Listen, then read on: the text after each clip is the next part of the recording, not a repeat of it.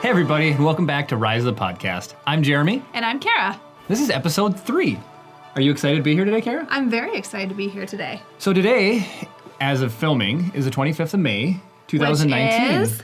It's the birth of Star Wars! Woo! Woohoo! So Star Wars, this is the day that it came out. It actually grossed $775 million worldwide, beating out Jaws. Yeah, it was the top grossing film of that era and then finally got beat out by E.T. in 1982. Which is also a really good movie. Oh, it is. I grew up with it. I mean, I think that was Drew Barrymore's breakout movie. Right. So we were just excited to tell everybody that, you know, being that we're a Star Wars themed podcast. So our last video that just came out was unboxing of the Oculus Quest. Yes. And, I am so blown away at how cool that thing is. It's amazing. Kara got to try it first. Yeah, I was going to say, Jeremy was very gracious and allowed me to try it out and go into Vader Immortal first. We wanted to, I was voluntold. Kara's like, I'm going to try it out first. Note to all the husbands out there, just listen to the wife. Just kidding. It's okay. So you put it on, you hopped into Vader Immortal, we got it all set up, and, you know, you can see some of your reactions in the video, but... I'm so weird. It was kind of fun for us. I know Chris and I were watching and we were laughing because the only thing I can relate what it was like to watch you do that, and all we could do is hear you and see what you were doing, but we couldn't see what you were seeing. Right. Unlike when we normally do VR, you know, we have it displayed on the TV or something like that. You can cast it up to the TV. Yeah. So all the sound effects were coming out of the headset because you don't need a headphone in order to do it.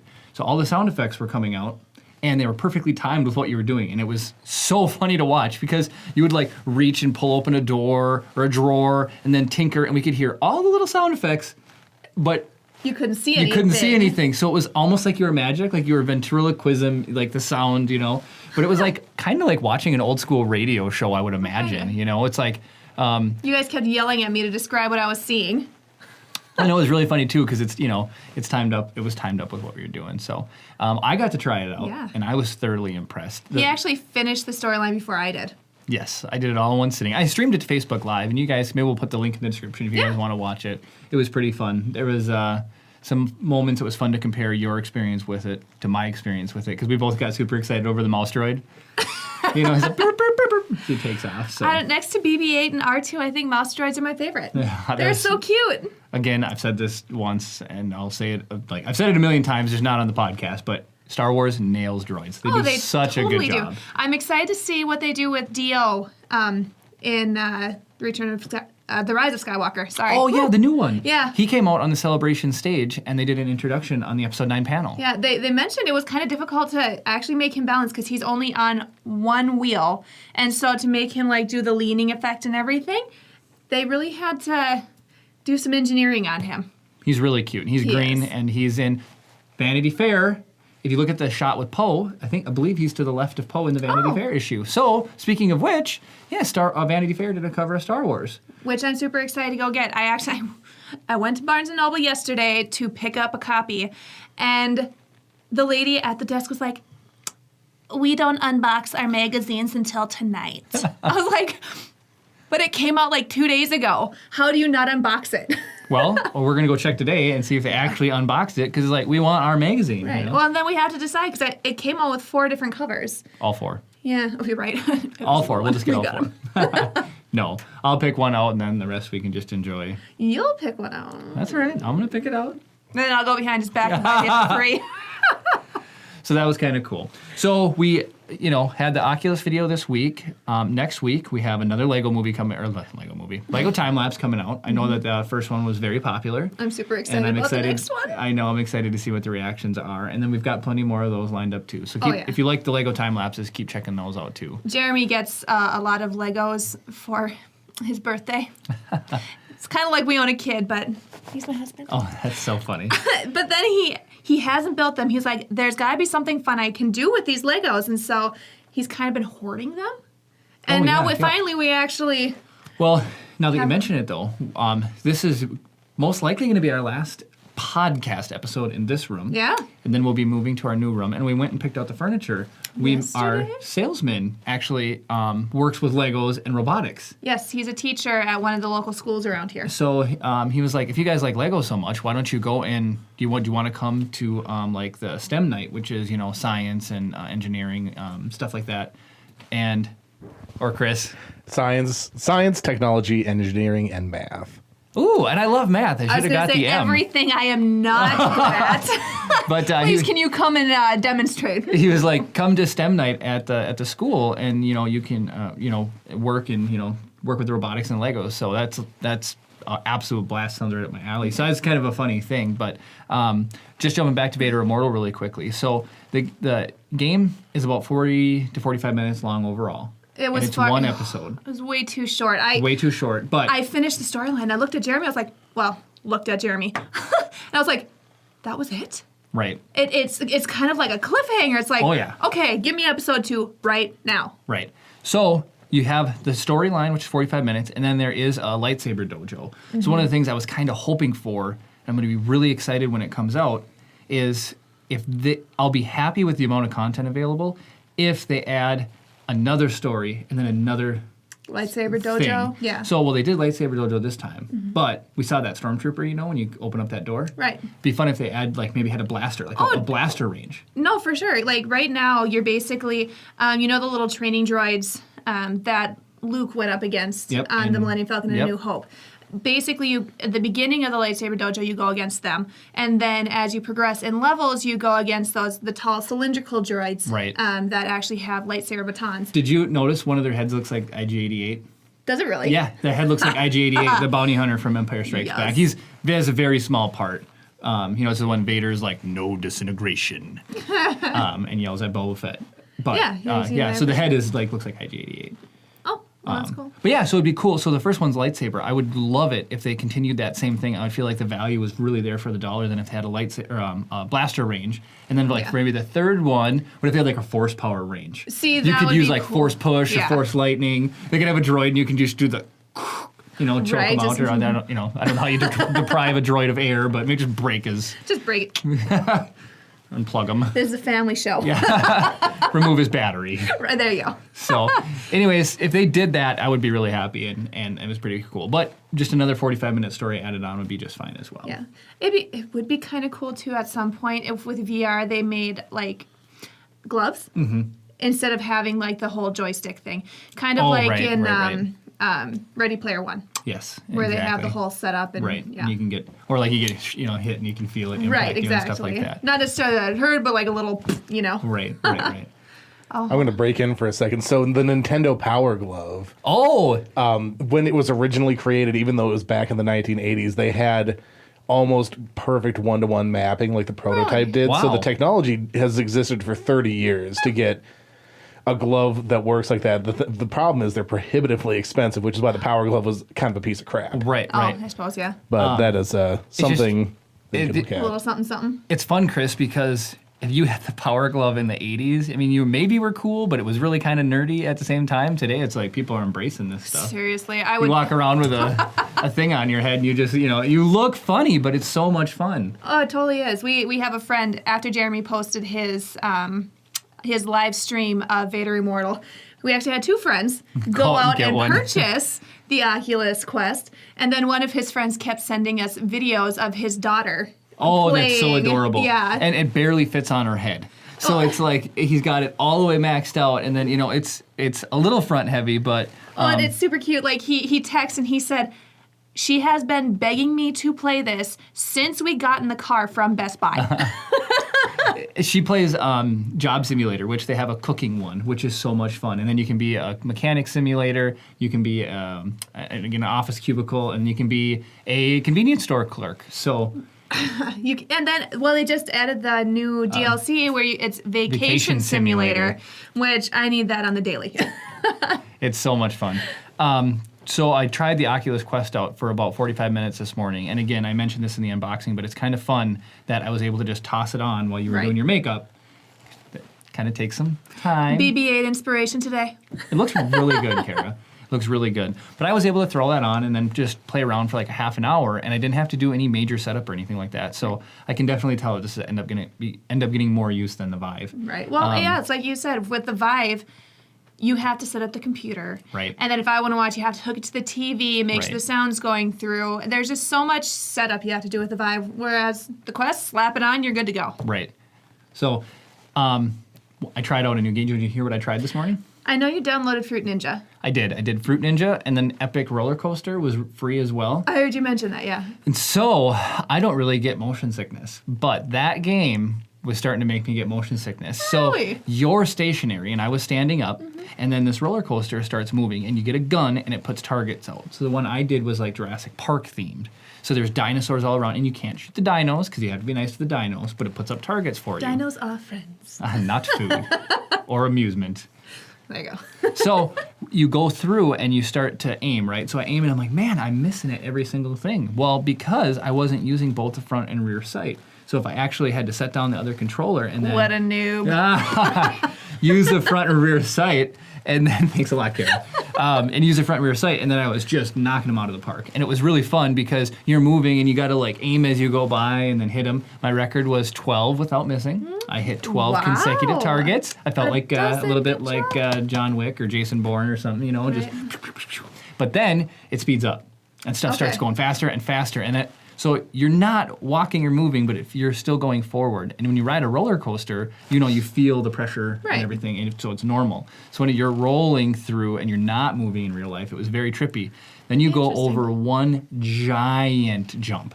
Okay. Like you plummet down, you go by like a brontosaurus, and then a big Spinosaurus tries to bite you, and you just miss him, and then you go off a jump. I mean, I almost fell forward because it was like, oh, you know, and it was like my stomach came up a little bit. I'm like, well, what are you doing standing up in a roller coaster? What, shooting at targets? You know, it was fight or flight. I had to stay alive, shoot the dino targets, and not the dinos. Don't they have a sign at the beginning, please remain seated for the entire ride?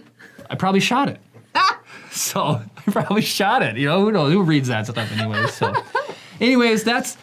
I know I can like ramble on about the Quest, but the Oculus, it was really fun. I think VR is going to be a big deal. And then, it has multiplayer. So if you want to play with friends, I know the two people that want one, they want to play multiplayer. So we're going to be trying that out at some point. So I think it's really going to be a fun thing, and I can't wait to see how that progresses. Yeah, we still need to download VR Kart.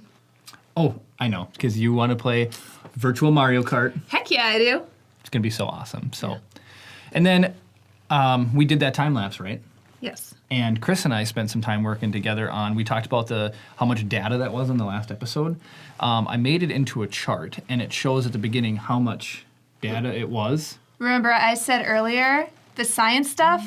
Ha! Not Kara's cup of tea. No. Chris, you like it though, so that's all that matters. So Chris and I worked on this chart, and it's really funny to see the total amount of data gets boiled down to. I never talked about what it actually ended up being, and it was only 60 megabytes is what happens when it goes into YouTube. And so we had the over see, 600 million. There was some 600 discrepancies gigabytes. there and some other stuff, but it ended up being about 390 down to 390 gigs down to 60 megabytes. It's an unfathomable amount. So the first one is 1,000 pixels tall, and then the 60 megabytes is barely a pixel at the end of the thing. So that was just kind of cool. You can check it out on riseofthepodcast.com. I'm going to write a blog post about it, and you can see the chart and see how the data breaks down. But it just ended up being really cool. So. Well, there you go. All right. Fancy science stuff that I don't get. Well, so if you don't want to talk about fancy science stuff, Carol, what do you have then? Well, I want to go back to the Vanity Fair. Okay, we'll go. Like, we kind of talked about it, but we didn't actually get into it. Well, tell me what you learned. Well, I read the article, and you it's did? actually awesome. I did. Oh, well, I haven't at least, read it. Well, okay, I read what was online, so their online article. Okay. I don't know if it's the same as what's actually in the magazine. I'll let you know. We're gonna get that today. But everybody since the announcement of Knights of Ren with The Force Awakens, everybody's been complaining because the Knights of Ren was not in the movie at all. Right. They are going to be in The Rise of Skywalker. So we get to finally learn a little bit about, like, maybe Kylo Ren's, Posse. what made him more, I guess what made him who he is. Yeah. So that's cool. I mean, allegedly, he's a Knight of Ren. Well, right? yeah, I mean, when Kylo, or when he ran away from Luke, Yep. a bunch of the other Padawans went with him. Oh. From what I did not know that.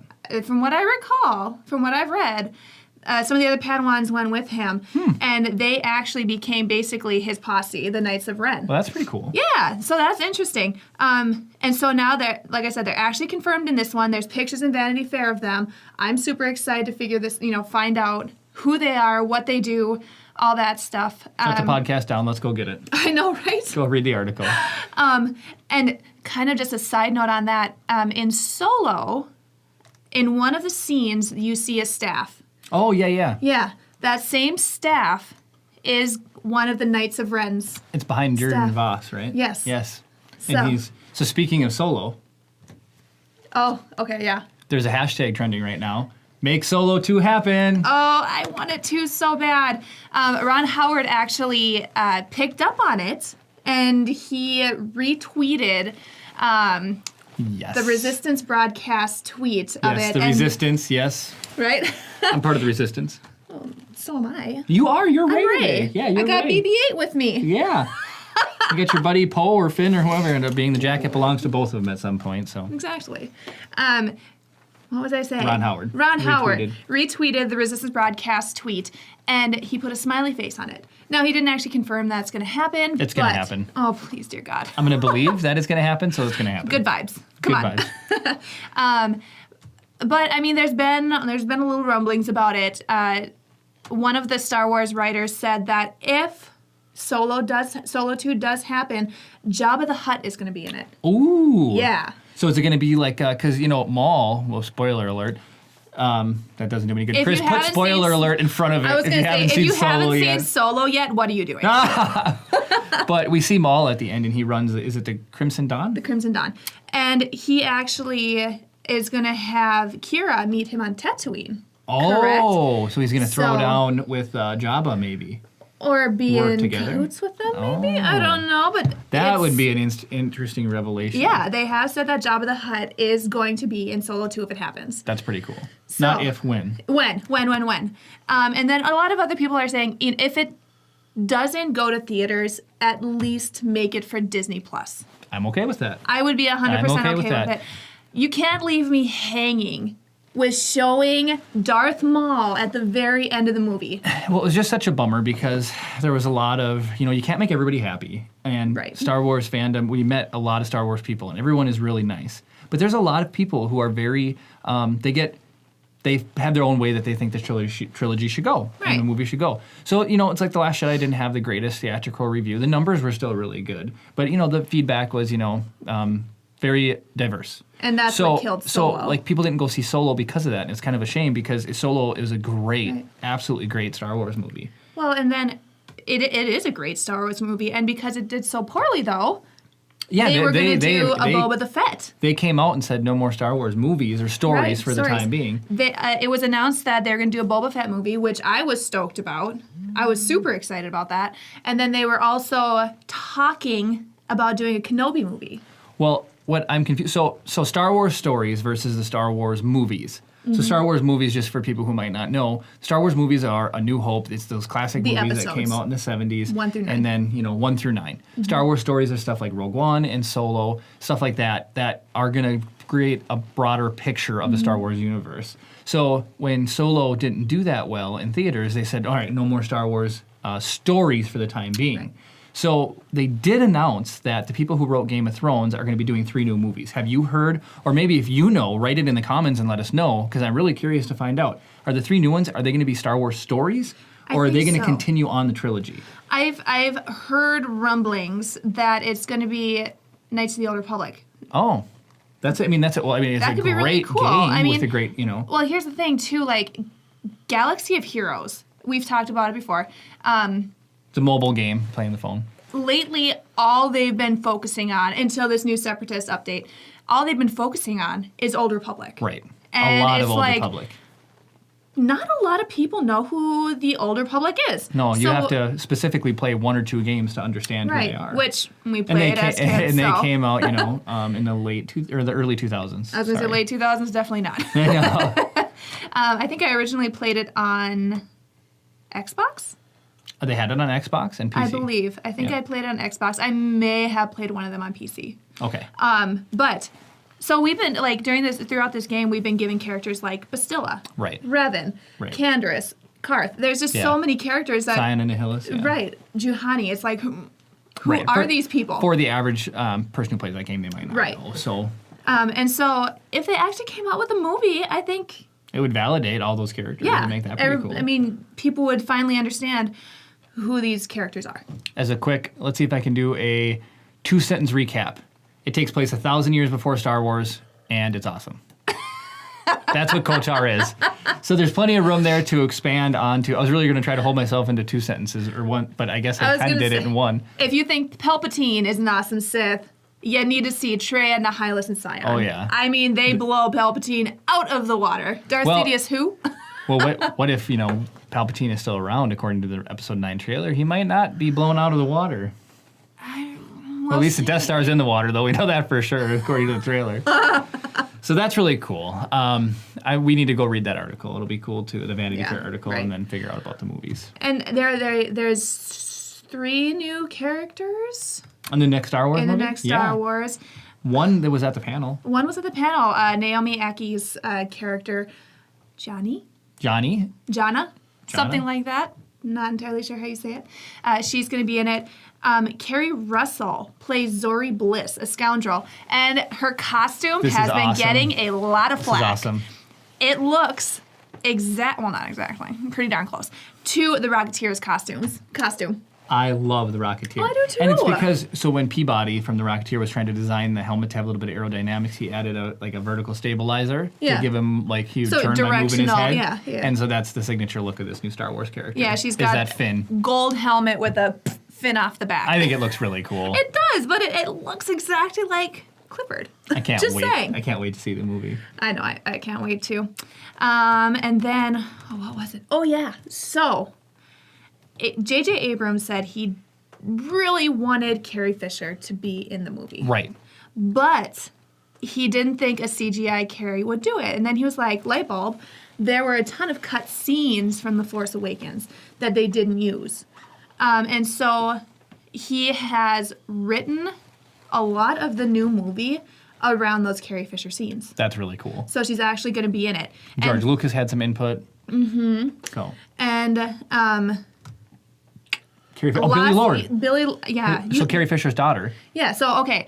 J.J. Abrams purposely wrote her out of those scenes because he thought it might be too emotionally triggering for her.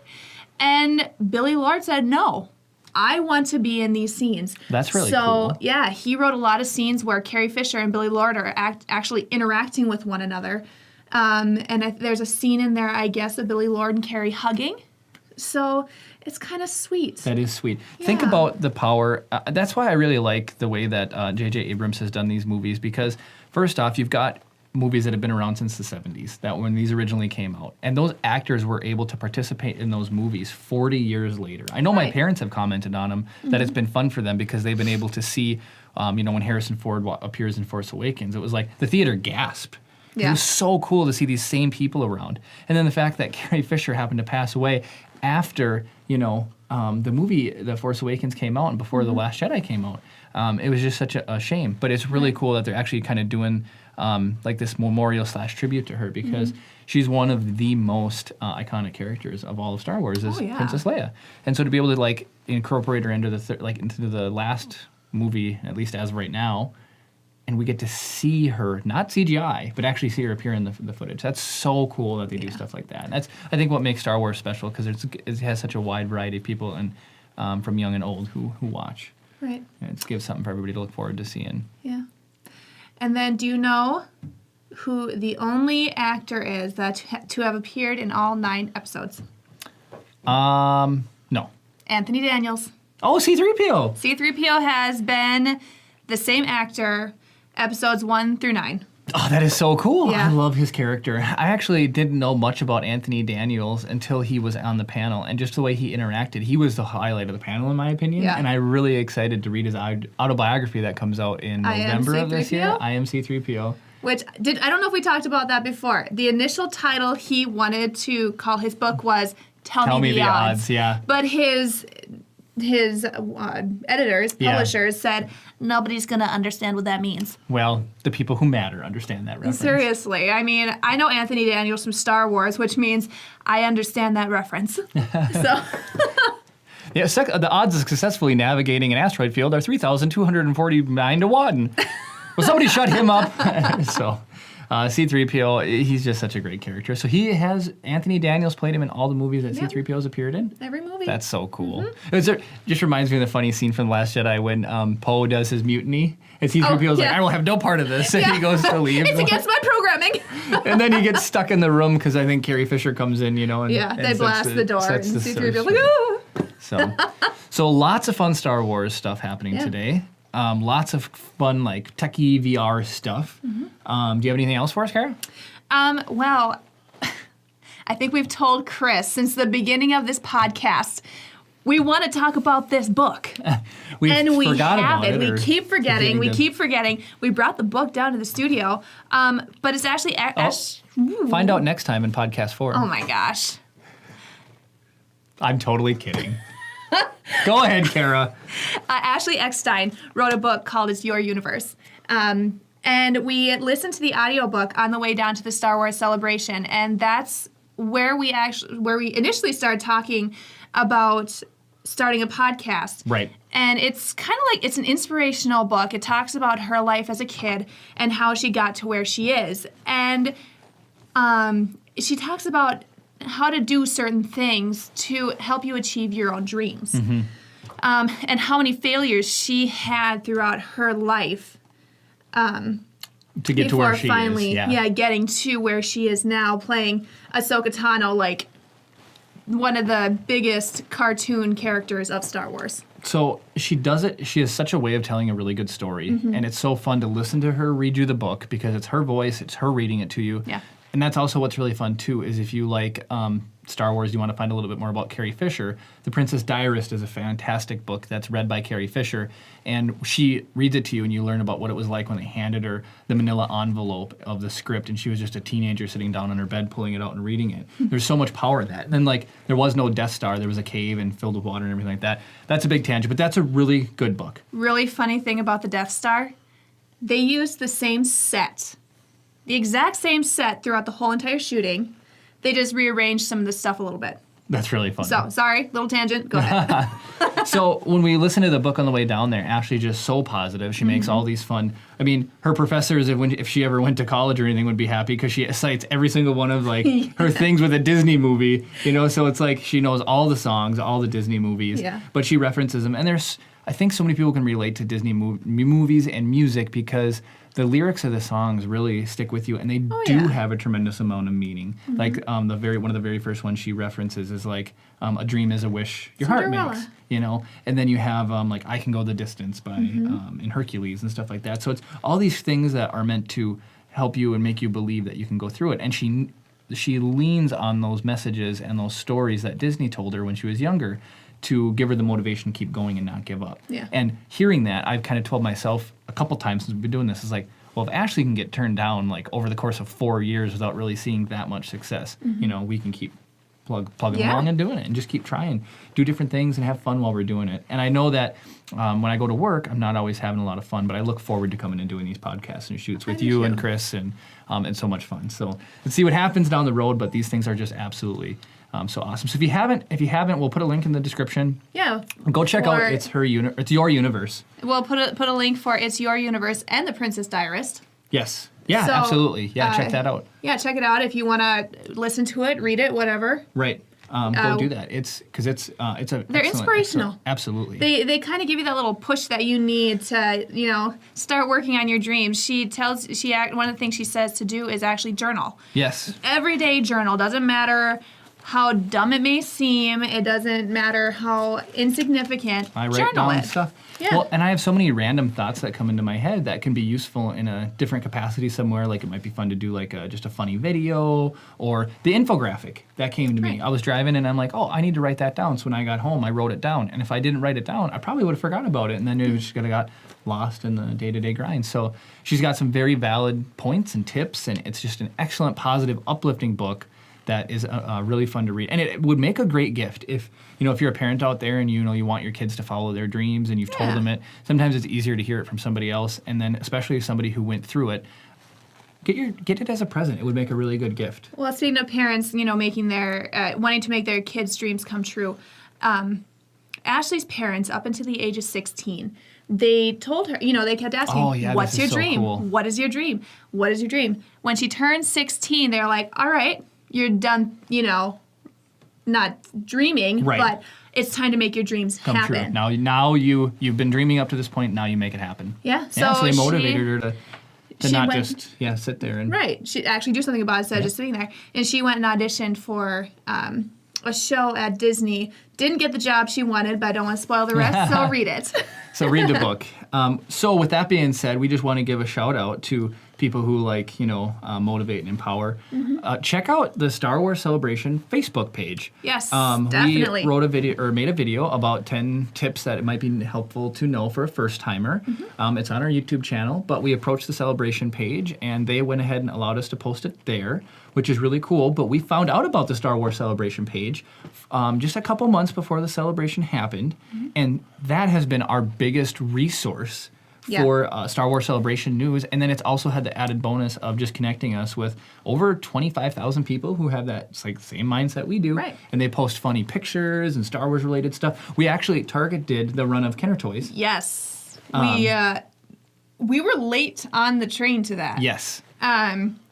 We saw that Kenner had released retro. Yes, the retro line. The retro line of Star Wars toys. So you could get Leia, Han, Chewie, Vader, C-3PO, and who was the last one?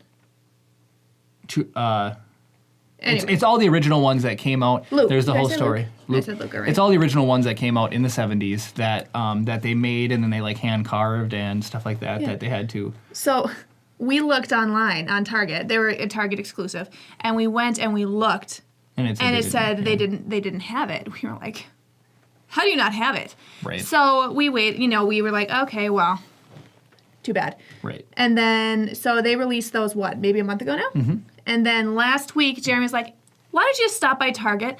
And I don't ever need an excuse to stop at Target.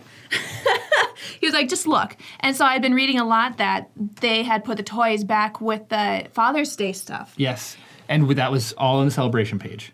Yes. People had been posting that. They were Exactly. like, oh, hey, I was looking for these toys, and so these people were finding, look in the Father's Day section. So thank you, Star Wars Celebration page. And so I went back there, and they had all of the characters except for Darth Vader. I was so sad. Wah. We tried to get the Darth Vader Lego bust. No, that was Didn't gone at the happen. celebration too. Darth Vader Kenner toy. Oh, man. Didn't happen. Darth get- Vader's just not in our stars. Well, he's in Vader Immortal. That's true. So, but yeah, so absolutely reach out, join the page if you're thinking about going to any celebration or you want to just learn more about fun Star Wars stuff in general. Go and check out the page. It's just the Star Wars Celebration page. We'll put a link to it in the description, and Yes, that way we will. you can find out where it is. And it's kind of nice when it does lead up to the Star Wars Celebration. The admins really buckle down on what's being posted and what's Yes. not, so you're not just getting just a whole slew of random information you do not need. Right. And then it was also they coordinate meetups on there and lots of other fun stuff too. It is an extremely valuable tool, and it helped us tremendously. So thank you for the people who run that page and moderate Yes. the page. It's You a lot do of a lot work. of- oh, yeah. Yeah. So we just appreciate it. So go check that out. And then last but not least, you had your little pin you wanted to talk about. Yeah, so I thought it'd be fun. Each podcast, do a little shout out to designers, crafters, whatever we end up buying off Right. of, whatever I end up buying off of Etsy. Yeah. And so there's this designer, Project lunarock.etsy.com. We'll post the link. And she made this awesome Ahsoka pin.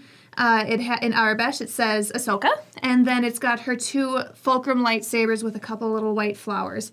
I had been wanting this for 3 months, and about 2 weeks ago, I decided to just, pull the trigger and go get one. Exactly. Didn't tell Jeremy, of course. There's a lot of awesome designers, so we will be highlighting one each week. Again, this one is Project Lunar Rock.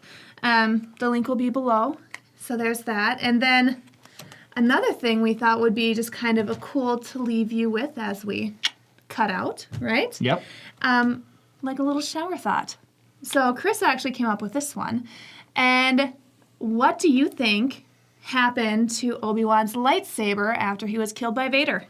Right. Yeah. You see Vader, kick his robe on the ground there. Yeah. But obviously Vader probably took it, but what did he do happened with to it after it? Yeah. Could it still be around? Will it make an appearance in Episode 9? Will they find it in the Death Star? Ooh. So comment below what you think. If you liked this podcast, give us a like. If you love us in general, subscribe. And if you just want to know when we upload new videos, click the bell for notifications. Can I steal your tagline? Go for it. And may the Force be with you.